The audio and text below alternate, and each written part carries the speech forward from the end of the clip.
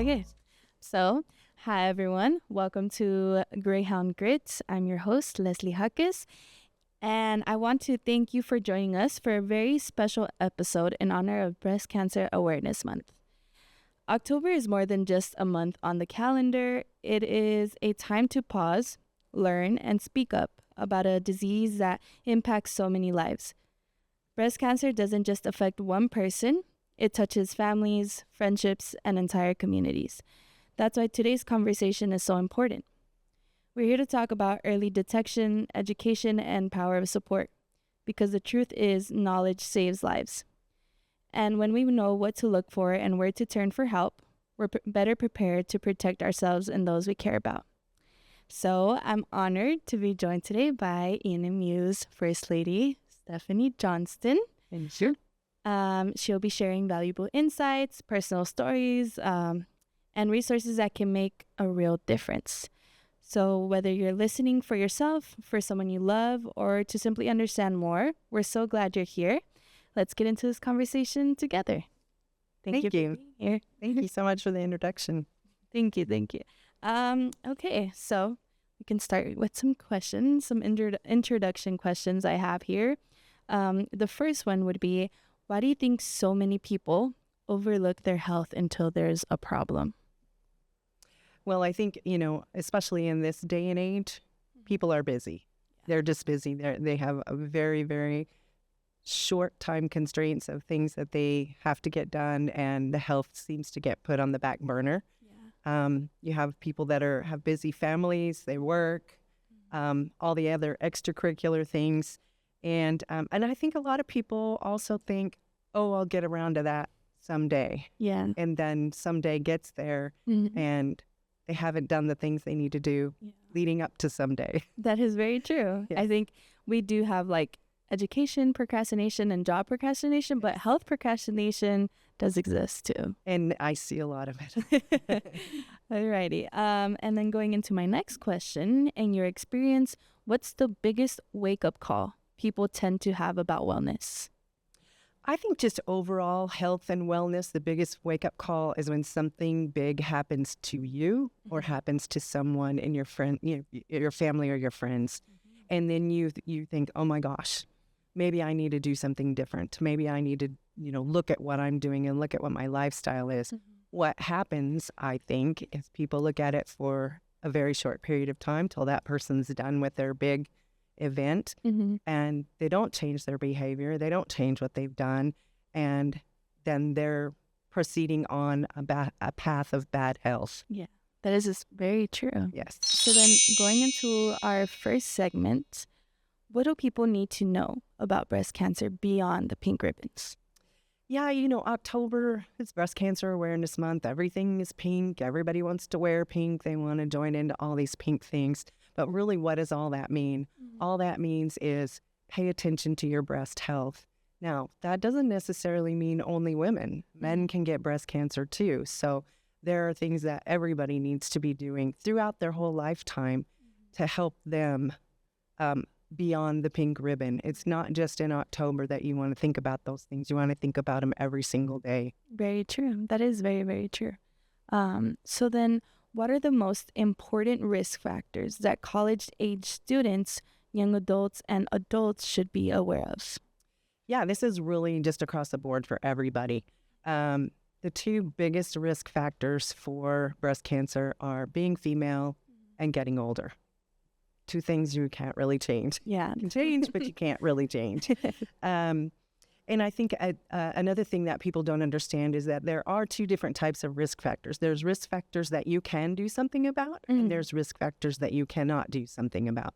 Those that you cannot do something about include your gender, getting older, can't change those things, inherited genetics, can't change those, race or ethnicity. Ashkenazi Jews tend to be a little bit higher risk at getting breast cancer. They tend to be the ones that carry the BRCA gene, which is a genetic mutation. Also, wonky things that people don't think about is starting your menstrual cycle later in life, earlier in life, and then starting menopause later. So those types of things, and it has to do with the amount of hormones that are going into your body. Also, if you've had breast cancer before, if you've had some other kind of treatment where you had radiation to your chest, that can increase your risk as well. Now, things that you can change, you can watch your diet, watch your exercise. People that don't exercise at all are actually at a higher increased rate.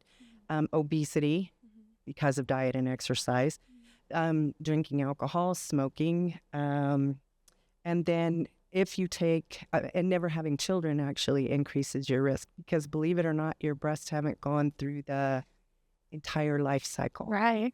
So to be used what they're intended to be used for.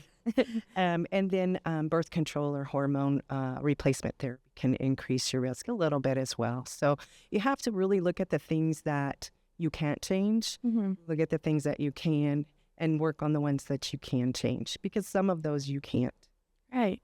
And all that information is, very, very useful if you guys are watching this, and, just keep in mind those type of things. Maybe, I'm not saying you're going to diagnose yourself in this instant or anything, but, the signs to check up on yourself or check up on loved ones. And maybe these conversations have been brought up before, and it's always good to just check up to make sure. It is definitely, because everybody has a mom. Yes. Some people have grandparents, aunts, sisters, check up on them. And again, like I said, men do get breast cancer. Right. They don't have a lot of the risks that women do, but they still need to be aware of the things that they should be looking for. Right. Okay, so then going into the next question is, are there misconceptions about who can develop breast cancer? Absolutely. I'm going to tell you, I've been doing mammography for about 30 years now, and I can't tell you how many times a day somebody says, oh, I'm not worried about getting breast cancer. My family doesn't, nobody in my family has breast cancer, which is probably one of the biggest, most untrue things, because 80 to 85% of breast cancers, newly diagnosed breast cancers, are in women that have no family history. Wow. None. So if you don't have anybody in your family that has breast cancer, you're actually in the bigger pool of people that could get it. Wow. So, and then that other 20%, those are the ones that have these non-controllable things, genetic things. That's where those fall into. So a smaller percentage has to do with the things that you can't control, and a bigger percentage of the ones that you can. Interestingly, too, the risk factors are they're kind of stackable. So if you have a family history and you have a gene mutation, and you have this, just incrementally increases your risk for breast cancer, as far as getting older. I mean, as well as getting older and being a woman. Right. And how you mentioned, a lot of people, like even myself, sometimes we can be a little, the thought of, oh, no one in my family has, and you saying that is very true. That is a very, very common way to think about this, and just kind of, and I think it's very common for other things too. It's just kind of like, well, that's not something common in my life, so I'm going to ignore it. But well, and I think that goes back to your, why don't people do anything about it? And it's like, well, that's not going to happen to me. Yeah. You know what? It's going to happen to someone else. It's not going to happen to me. And in fact, it does. And then the big eye opener comes when something does happen to them. That is very true. Okay, so why is early detection so critical in improving outcomes? Yeah, so breast cancer puts a huge stress and strain on the person, their family, their network, all of those collectively, everything that goes into that person's being. And it can be more expensive if you don't catch it at a lower stage. But what you want to do is you want to find those things very, very, very tiny, very, very small, very, very treatable, because 99% of breast cancers caught at like a stage 0 or 1 are curable. And the treatment is very easy. You don't have to go through these massive surgeries. You don't have to have, chemo and radiation and multiple rounds of both of those. It's very treatable, very easily treatable, less expensive, and it's so much easier on the person and in their group, their people. Yeah. Yeah, that is very true. Just trying our best to catch it early on is very, very important. Yeah, and there's great ways to do that, and I'm sure we'll talk about that here in a little bit. It's just it's putting yourself in the mindset that you're going to take care of yourself, and actually just getting in a habit. You get in a habit of doing it. It's very easy to do, very quick to do. You just have to get in the habit of doing it and prioritize yourself. Yeah, and I think just like a little side note to it, I feel like especially young adults, we kind of just are so caught up in our world, and we think things sometimes are so easy, and then again, we never know. Maybe we could have caught the detection this early on, and then it, until we grow up or get a little bit older, then it comes a little bit more prominent to us. Then that's when we decide to check in. So yeah, if I could write a letter to my younger self, I would tell myself to do a lot of different things. For sure. I just know that point in my life is gonna come, and so carrying on that question, what are some simple steps students and adults can take now for prevention or monitoring? Yeah, again, going back to those things that you can change, diet and exercise. The older you get, the harder it is to lose weight, and it's hard to change your habits once you start eating, having bad eating habits and stuff like that. So those are two big things. Limiting your alcohol and your tobacco, but checking yourself on a regular basis and becoming familiar with your breath. And men need to do this too. Now, again, they don't have as many of the risk factors as women do, but they still need to know when something is different, when something doesn't belong there, and that they need to do something about it. So there's a couple of things. One's called a breast self-exam. That's where the person would check themselves, and there's multiple steps to doing that. The other one is a clinical breast exam. That's where you go in and you have your physician check you. And that can generally be mixed in with, especially for women, if you have a yearly OB or GYN appointment, not necessarily for, being pregnant, but you have a regular doctor, your doctor should be checking your breasts. That's two hands now on your breasts and looking at them once a year. And then the other thing is to make sure that you get your regular screenings. Now, detection of breast cancer with the use of imaging can happen in three different types of imaging. One of them is screening. The other one is ultrasound, and the other one is breast MRI. Mammography is what we use on all the people all the time because it is less expensive, it's a bit less invasive. Insurance covers it most of the time, 100%. It's just a matter of getting in there once a year and getting your mammogram done. It doesn't take more than 15 minutes, very quick, 4 images, and then you're hopefully good to go for a year.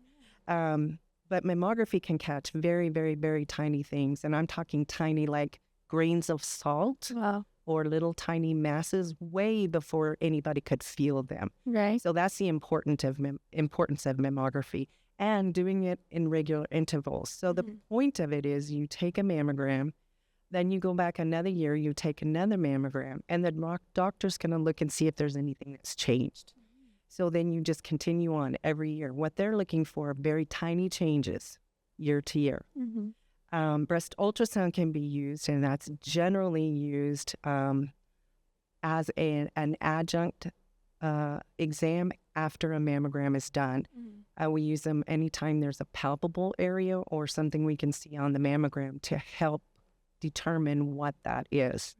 And then breast MRI, which is, ultrasound uses sound waves, mammography uses X-ray, and then MRI uses a magnetic alignment of the protons in your body, which is very technical, but it really can see very, very small, intricate things. So those 3 things, breast self-exam, clinical breast exam, and then regular screenings. And I think it's super important, how you mentioned all these screenings, but something that I really did take away from what you mentioned is that insurance covers, screening mammogram. The screening mammogram. So, you know, I think that's important to consider if you do have insurance. And, you know, just the simple screening, you know, you're not going to spend money, and you can go and check if you can get it for free. And it's just, you know, and there are, yes, there are some programs too where you can get them for free. Now, screening in women doesn't generally start until you're like 35 to 40 years old, but you certainly, young adults don't want to wait. If something feels different, looks different, you definitely want to get in touch with your physician and get in and have that checked out. And you could have mammography, you could have ultrasound, you could have MRI. So for younger adults, the clinical breast exam and the self-breast exam are the important ones. Now, my next question, since we did talk about one of them being a self-exam, could you possibly walk us through how to do a self-exam properly? Sure, yeah. So there's really 5 steps in a breast exam. So the first one is you obviously want to be looking at your breasts in a mirror, and you want your hands on your hips. And what you're looking for are any outward changes. Is there skin discoloration? Is there a dimpling? Is there something protruding that shouldn't be? Anything that looks different from what your normal is. Now, if you don't look at your breasts all the time, you might not know what normal is. That's why you have to do it all the time. Get it in your mind that this is my normal, so that I know when something doesn't look right. So you're looking with your arms to your side, then you lift your arms up because it changes the shape of your breast. It moves on that pectoralis muscle. So you're going to look in the mirror, arms on your hips, look in the mirror, arms in the air. And then you're going to make sure that you don't have any kind of fluids leaking. And fluids can be anything from a clear fluid all the way to a bloody fluid. And again, this can be in men and women. So, you know, men need to be just as aware of what's going on with their chest wall and everything as well. The next thing is you want to lay down, and you want to use the pads of your fingers to actually check your breasts. And there's 3 different ways you can do that. You can go in a circular motion, starting around the nipple and then going all the way around. You can go up and down from the medial to the lateral and the lateral to the medial, or superior to inferior, inferior to superior, however you do it, back and forth all the way across. Or the third one is in like a funnel style, where you start at the nipple and go out all the way around, kind of like a spokes on a tire. So you want to do that laying down, and you want to do that standing up. It seems like a lot. If you have to pick one, my vote is to do it while you're laying down, because it spreads the breast tissue out and you can feel it better. However, when you're in the shower and you have soap on your body, your fingers glide over your breast, and it's a lot easier to do the exams, to me. I'm just speaking from experience. So you do it both ways, because it's just like looking in the mirror. It stretches the breast tissue and it makes it feel different. So that way you can catch everything. So you should be doing this about a week after your menstrual cycle, and once a month. If you don't have a menstrual cycle, you can, many people are on different types of things that keep them from having a cycle every month. So just pick a day of the month, the 1st, the 15th, whatever it is. Pick a day that happens every month. And then just check your breasts once a month. So as long as you're the one even if you did it every 2 months, I would be super happy, because then at least you're familiar with what's going on. And I guarantee, I cannot tell you how many times a woman has come in to me and said, I found this. I felt it, and I was like, this doesn't feel right. But that person was very familiar with what their breasts looked like and felt like. And so it was very easy for her to know, this isn't right. And you'll know. It doesn't feel right. Yeah, for sure. Yeah, that's, amazing information. How you were saying, there's, screenings that don't start until around 30 to 35 years old, right? You had mentioned 35 to 40. 35 to 40. So us as college students and, people who are watching this who are here at Eastern, this is something that we can practice on ourselves. And, how you had mentioned in the shower, I'm pretty sure you guys take showers. So hopefully they take showers.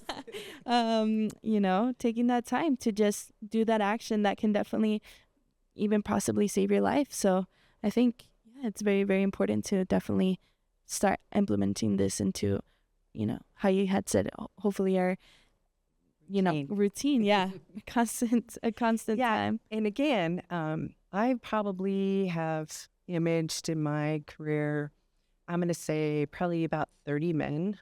And most of them already had breast cancer. I mean, by the time they came in to get the imaging and stuff like that, it was very advanced because they waited. They weren't sure what it was and what should I do, and maybe a little embarrassed kind of thing. But, it's take care of yourself. Yes. So, so even if a man, is looking in the mirror and says, that doesn't look right. That wasn't there a month ago or whatever, get it checked out. Yeah, for sure. Better safe than sorry. Yes. Health is number one priority always. We gotta help ourselves out too. Men, women, men and women. There's no priority over anything. So just to close off our segment for today's episode, if listeners take one lesson from today's conversation, what should it be? One lesson, take care of yourself starting today. Yes. Starting today. Yes. Today is the 2nd of October, so we're recording this obviously in advance. But this is the month where everybody talks about this and talk about it. Talk to me. I talk to people all the time about it, and I'm touching my breasts and everything else. And that's just what you do when you're explaining to people what's going on. But yeah, start today and get your checkups if you need to get your checkups. For sure. 100%. I completely agree with that. I think definitely we're expressing just health, prioritize your health. And I don't know how else to explain that. That's really straightforward. And what final piece of advice would you give to someone putting off their health checkups? Yeah, it's interesting. There's so many great advances in healthcare nowadays. I mean, like I said, I've been doing this for 30 years, and the changes in the equipment that we use when we're imaging and stuff like that has come so far. But it seems like you're taking a huge amount of time out of your schedule to take care of yourself. But if you're a mom and you're taking care of kids, who's going to take care of the kids if you get sick? Right. If you're a wife, if you're a boyfriend, girlfriend, whatever it is. If you don't take care of yourself, no one else is going to do it for you. Yeah, that is so very true. Take care of yourself. And, as I said earlier, start today. Today's a good day. And take the whole month of October to talk to people in your life. Like I said, everybody has a mom. Talk to your mom. Talk to anybody. I will talk to any group that wants me to talk to them about anything. Yes. So, but you got to put your health first, because I guarantee in 20 or 30 years, you're going to be like, why didn't I do ... Right. I should have done it. I wouldn't be here if I'd done 100%. That is very true. So then my last question for you would be, how can students and community members turn awareness into action this October? Oh, yes. Like I said, it's pink, and pink is everywhere. So there'll be events all over the place. I know RGH is doing a couple of events. I'm working with some other groups on some different events and stuff like that. So, join one of those, participate. If that's not really your thing and you don't want to do that, donate time, donate money. There's a lot of money is raised during the month of October for breast cancer research, research for additional imaging techniques and stuff like that. Also, again, talk to your family, talk to your friends, talk to people. Just, hey, have you done? Yeah. Have you done your breast exam this month? Kind of a thing. And then, again, get yourself checked. If you need to get into the physician, and your like I said, your regular yearly check where they're checking, even just a regular blood test can pick up things that, you just don't ever think about. And you're like, wow, they caught that. Yeah, that is very true. But yeah, this was just, I'm so glad we had this conversation today. This is just, again, we're in October and we're doing Breast Cancer Awareness Month, but I think this definitely just confirms the idea of it's not just 1 month. It can happen at any moment of your life. Absolutely. Right. And we had, Dr. Johnston we had Dr. Johnston today, talk to us, and she does mammograms. Yeah. But she does mammograms, and she can confirm, for you. And, sometimes we, as students, as young adults, as everyday people, we constantly just involve ourselves in our own little world. And how can you continue to be in your own little world if you don't take the time out of your day to take care of yourself, to catch early on signs? Again, men and women, women and men, there's no priority in that. But yes, this is an amazing conversation. I'm so glad you took the time to help us out and give our Eastern students amazing information that could potentially save our lives or the lives of our family members and our loved ones. So thank you once again for joining us today. And for you guys watching, again, prioritize your health. And we're so happy you guys got to listen today. Thank you so much. Thank you.